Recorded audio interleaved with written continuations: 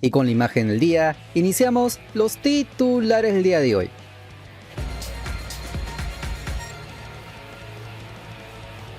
Y la novela de André Carrillo en Brasil empieza a ponerse cada vez más complicada.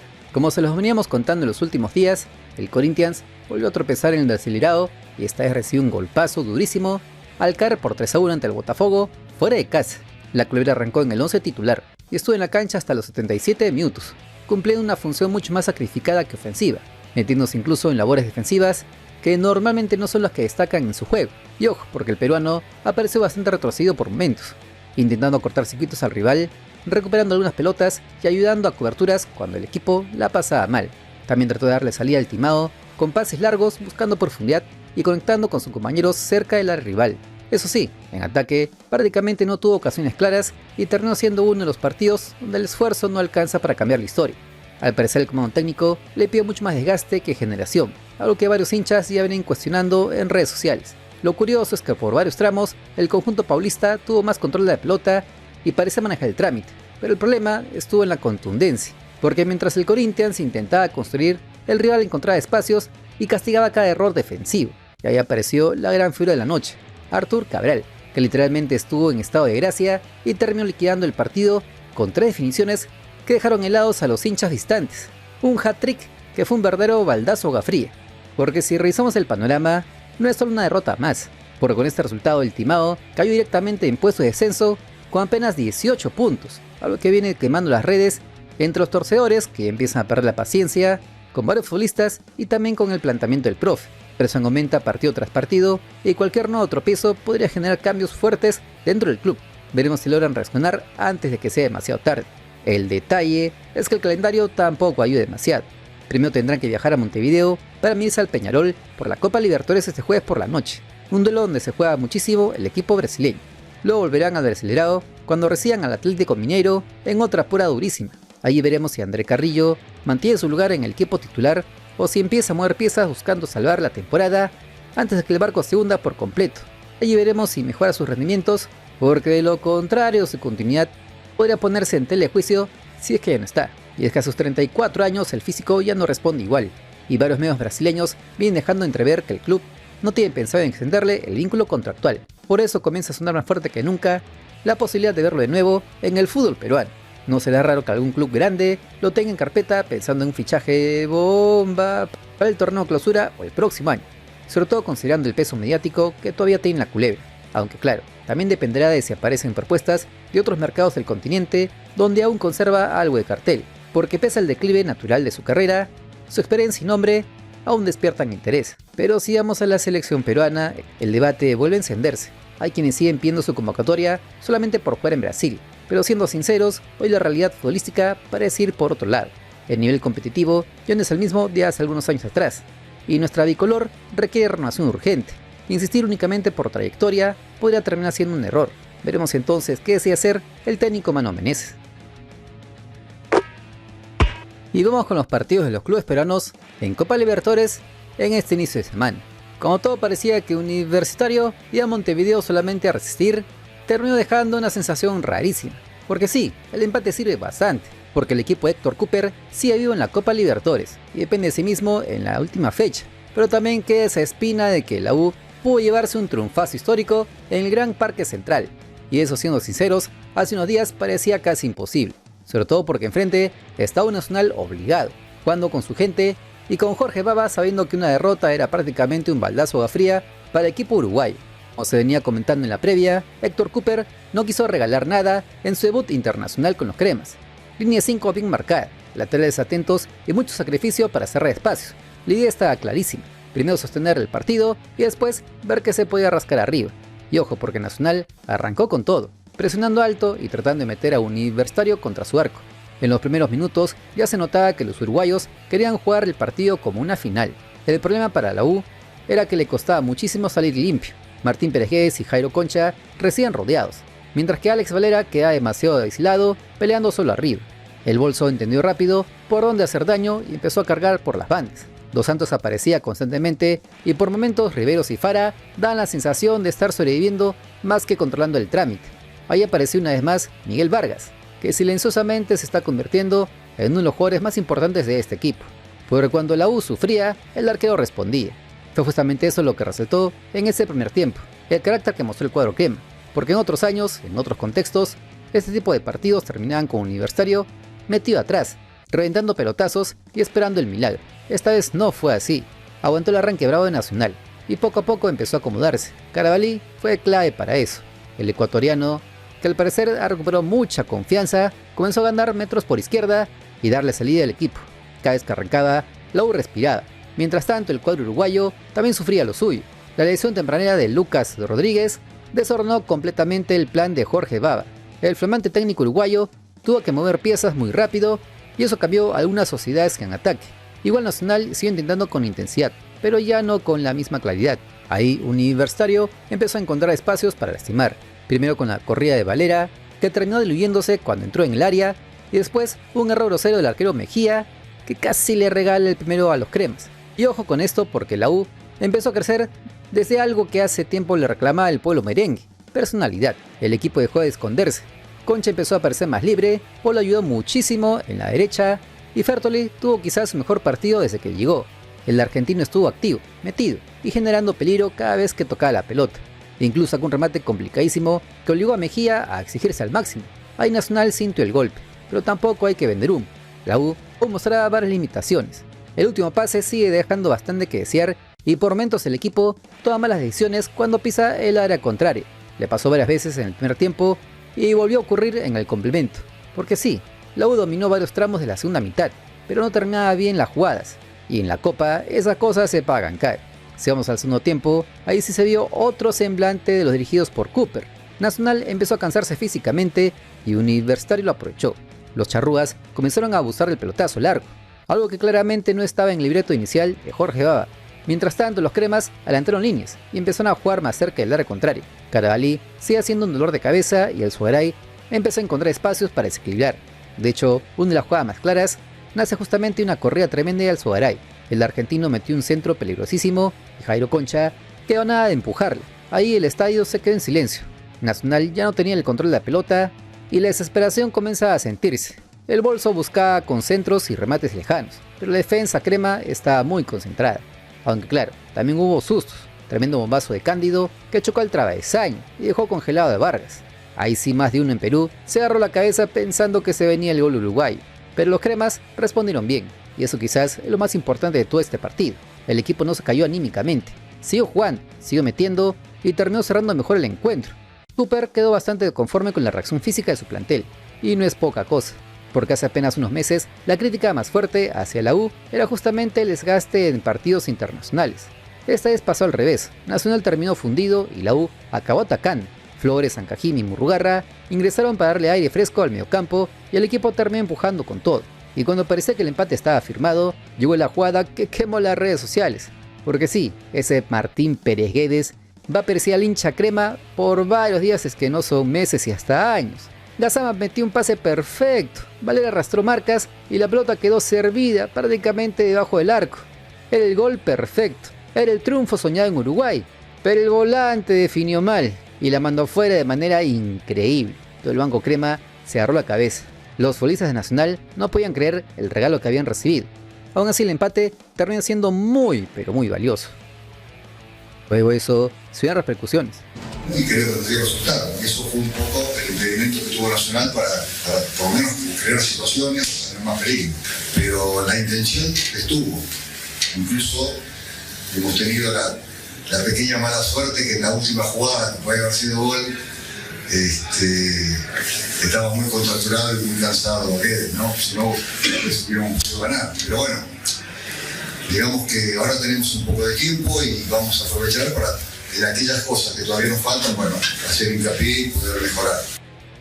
Con este resultado, el equipo merengue sigue con vida y depende exclusivamente de sí mismo, porque al tener la ventaja deportiva sobre Nacional y con el empate sacado en Colombia, solo tienen que ganarle al Tolima en el Monumental la siguiente semana y avanzarán automáticamente a los octavos de final, por la mejor ventaja deportiva que tendrían contra los colombianos.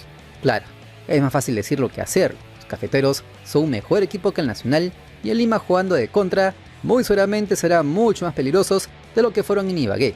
Pero ojo, porque esta será una verdadera final, porque Tolima no puede especular con el empate, o ganan o ganan. porque si se mandan a ratonear en el Monumental y sacan un empate, ese resultado precisamente le abre las puertas al Nacional, que podría quedarse con el segundo lugar del grupo si golea por 4-0 al Coquimbo Unido en Montevideo. Así que la última fecha será de candela. Veremos si este partido marca realmente el inicio de la era de Héctor Cooper o si solo fue una buena noche copera. Lo cierto es que la U mostró orden, personalidad y carácter en una cancha complicadísima. Y cuando un equipo peruano compite hacia afuera, hay que decirlo también. Ahora la U se concentra en el partido contra el Moquegua por el torneo Apertura. No deberíamos si guarda los titulares y aún así saca la victoria, porque ojito con la tabla acumulada de la Liga 1, que se le puede venir el Melgar y hasta el Cusco Fútbol Club. Pero tú qué piensas, ya sabes que los comentarios son todos tuyos. Y pasamos a la otra cara de la moneda, y es cuando Sporting Cristal tiene la obligación de sacar algo positivo en Colombia para así depender de sí mismo en la Copa Libertadores, termina dejando una sensación rarísima, porque el 3-2 en contra del Junior duele, sobre todo por cómo arrancó el partido y por los errores defensivos que otra vez aparecieron en el peor momento. Pero al mismo tiempo, el equipo de C. Ricardo mostró rebeldía, compitió hasta el final y dejó abierta una pequeña ventanita pensando en la última jornada. Chiquita, complicada, casi milagrosa, pero sigue viva. Como se los avisamos en la previa, el contexto ya era bravo antes del arranque. La victoria de Cerro Porteño ante el Palmeiras obligaba a los rimenses prácticamente a sumar sí o sí en Cartagena. No era una pichanguita, era uno de sus partidos donde cualquier desconcentración te podía dejar afuera, y aún así Cristal arrancó con personalidad. De hecho, en los primeros minutos sorprendió totalmente a Junior. Presión alta, movilidad y mucha agresividad para atacar los espacios. Tan rápido salió el equipo celeste, incluso encontró el gol apenas comenzaba el partido. Alejandro Pósito apareció entre el área, definía como delantero para poner 1-0. Todo el pueblo celeste celebraba, pero otra vez el VAR terminó siendo protagonista. Posición adelantada, igual a un lado. Ahí comenzó otra historia completamente distinta, porque Junior entendió inmediatamente que puede hacer daño atacando las espaldas de los laterales rimenses. Y ahí apareció una de las grandes novedades del partido, Luis Muriel. El delantero colombiano jugó probablemente su mejor encuentro en muchísimo tiempo. Se movía por todo el frente de ataque, salía del área, asociaba y además atacaba espacios con una facilidad tremenda. Primero le invalidaron un tanto por posición adelantada, pero minutos después volvió a aparecer y esa vez sí terminó subiendo el marcador. Y ojo, porque desde ese momento el partido se ha inclinado totalmente para el equipo cafetero. Cristal empezó a sufrir bastante en la transición defensiva. Cada pérdida en salida se convertía en una sensación de peligro constante. Rafael Utiger y Abraham quedaban muy expuestos y Junior aprovechaba cada metro libre. Kevin Pérez comenzó a ganar muchísimo por banda y Jimmy Chará manejaba los tiempos del ataque cafetero. Mientras tanto, el cuadro rimense intentaba responder con algunas pelotas largas buscando ir en hábil. Hubo una habilitación bastante buena que pudo terminar mejor, pero el control del delantero no fue preciso. Y ahí estuvo otra diferencia de la noche. Junior no perdonaba, Cristal sí. Después de la pausa de hidratación, C. Ricardo trató de ordenar el equipo, sobre todo cerrando mejor los costados. Pero el problema no era solo táctico, también había un tema emocional. Cada vez que Junior aceleraba, parecía que estaba cerca del gol. Y así llegó el segundo. Kevin Pérez aprovechó otro desajuste defensivo y definió para ampliar la diferencia. El cuadro colombiano ya manejaba el partido completamente. Para colmo de males, la fragilidad defensiva rimense seguía estando expuesta, porque el marcador podía ser incluso más amplio.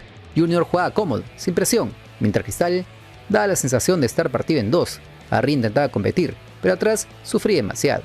Y ahí apareció otra vez Muriel para marcar el tercero. El partido parecía totalmente liquidado antes del descanso. Y ahí sí, varios hinchas ni siquiera parecía exigirse al máximo para lastimar. Cada ataque colombiano encontraba espacios. Cada pase filtrado generaba nerviosismo en la saga rimense. Pero cuando el escenario estaba más oscuro, apareció el capitán. Yoshimar Yotun tomó responsabilidad y metió un descuento importantísimo antes del entretiempo. Golazo además, de eso que no solamente sirven para el marcador, sino también para levantar anímicamente a un grupo golpeado. Todo al indicar que ese tanto cambió completamente la conversación dentro del vestuario celeste, porque el técnico C. Ricardo entendió rápido que no podían seguir igual. Movió el banco de suplentes apenas arrancó el complemento. Ingresaron Gabriel Santana, Cristiano y Felipe Viseu, buscando más peso ofensivo y también más presencia física en el área rival. El mensaje era clarísimo, había que ir a buscar el partido. La reacción llegó casi de inmediato. Cristal adelantó líneas, empezó a manejar mejor la pelota y Junior ya no encontraba los mismos espacios para correr. E incluso el equipo colombiano empezó a retroceder demasiado temprano, como queriendo administrar la ventaja sin darse cuenta que le estaba regalando terreno al equipo ojo pontino. Ahí apareció otra vez Felipe Viseu, que terminó siendo tendencia en las redes sociales celestes. El brasileño sacó un remate potente que chocó en el travesaño y el rebote terminó quedándole servido a Gustavo Casonati. gol celeste y partido totalmente abierto otra vez. El 3-2 cambió el clima por completo en Cartagena y desde allí se vio probablemente la mejor versión de Cristal en toda la noche. El equipo comenzó a jugar mucho más cerca del área rival y Junior perdió totalmente el control que había mostrado en la primera mitad. Los colombianos ya no encontraban claridad para salir jugando y empezaron a depender demasiado de las contras en el ataque. Incluso Cristal tuvo varias aproximaciones para empatarlo. La más clara fue otra vez de Felipe Viseu, que quedó prácticamente solo dentro del área, mano a mano con el portero. El delantero definió rápido, quizá demasiado apurado, quizá nervioso o quizá con miedo, y terminó facilitándole la tarea al arquero colombiano. Ahí muchos sintieron que se escapaba la gran chance del empate. Otra novedad que no pasó desapercibida fue el ingreso emocional de Catril Cabellos. El volante entró con muchísima intensidad y generó una ocasión importante con un cabezazo que pasó muy cerca del arco rival. Los rimenses empujaban con más ganas que claridad, mientras que Junior trataba de enfriar el trámite cortando jugadas y haciendo tiempo. En los últimos minutos el partido quedó totalmente abierto. Cristal atacaba dejando espacios atrás y Junior encontraba algunas contras peligrosas. Sin embargo, el marcador ya no se volvió a mover. Pitazo final y derrota durísima para el equipo celeste en Colombia. Si este canal te acompaña en tu día, apóyalo con un buen like. Es el aplauso que nos alienta a seguir trabajando y con lo que crecemos en esta dura plataforma. Ahora la situación queda complicadísima. Cristal llega a la última fecha obligado a ganarle a Cerro Porteño en Paraguay y además necesita que Junior le dé una manito venciendo al Palmeiras en Brasil para que recién allí los celestes avancen a los octavos de final de la gloria eterna. Aunque también si Junior le gana a Palmeiras en Sao Paulo, pero Cristal no lo hace en Asunción, los rimenses se quedan fuera de todos los torneos internacionales en este 2026, ya que caerían al último lugar de su grupo. O sea que si seguimos las probabilidades, Cristal estará fuera de la Libertadores, pero se quedaría con el tercer puesto que da acceso a los playoffs de Copa Sudamericana. Igual es una desastrosa participación, porque si en por momentos se vio la vergüenza copera que tiene Cristal, este plantel ha tocado techo y el techo es muy bajito. Tanto que si siguen jugando dos competiciones a la vez, se van a complicar más en el torneo local, porque lo que se viene en el clausura es de terror. Tienen que ganar como dé lugar, y esa presión, la de pelear el descenso, es mucho peor que la de pelear el título. Por eso el técnico Ricardo debe presionar a los directivos de Nueva Sports para que por lo menos traigan a un refuerzo por línea, porque si digo que sin Miguel Araujo, esa defensa celeste es un flan. Además, necesita un buen volante central, porque lo de Gustavo Casonati y Martín Tábara en esa volante contención es insuficiente. Pero sobre todo necesitan refuerzos de jerarquía en la delantera, porque hoy fue evidente que Felipe Viseu no es el 9 que merece Cristal, no es el atacante que le dé los goles que los repunte en el segundo semestre del año. De hecho ya se vocea que en el entretiempo y al final del partido, el técnico Ricardo explotó, y junto a su comando técnico, estarían dispuestos a dejar el cargo si no traen refuerzos a medio año. Y no solo hablamos de Hernán Barcos o de Pablo Lavandeira o Beto da Silva, sino mínimo 2 refuerzos extranjeros previa rescisión de contrato de Felipe Viseu en junio. Así que las cartas están sobre la mesa. O traen refuerzos o el proyecto brasileño se acaba, porque nadie quiere salir en la foto de una catástrofe deportiva e institucional de un club que supo ser subcampeón de América y el mejor equipo peruano en este siglo. De eso solo quedan recuerdos y duele verlos pelear por no descender. Y ojo, que lo de la marcha y los hinchas que informamos para este jueves en la tarde debe ser el primer paso para que Innova Sports y el Rafo se larguen del club, porque su idea de convertir al Cristal en el Independiente del Valle peruano ha fracasado. Pensando de esa manera, el club tarde o temprano se va a la Liga 2, así que deberían evaluar comprar a otro club, si es que ya no lo hicieron. Pero eso lo hablaremos en otro video. Por lo pronto en la Florida, todo es incertidumbre y amargura. Ustedes son lo máximo. Nuestra comunidad logró la meta de suscriptores, por lo que tendremos el sorteo de la camiseta de fútbol en el canal. Atentos porque les traeremos más premios. Esta vez una pelota oficial si llegamos a la meta de 134.000 suscriptores, ya que el 51% de usuarios ven mis videos pero no se suscriben. Mejoremos ese número y seguiremos con más sorteos en el canal. Recuerda que hoy es un gran día y si no mañana, te prometo que lo va a hacer. Bendiciones desde el Perú profundo.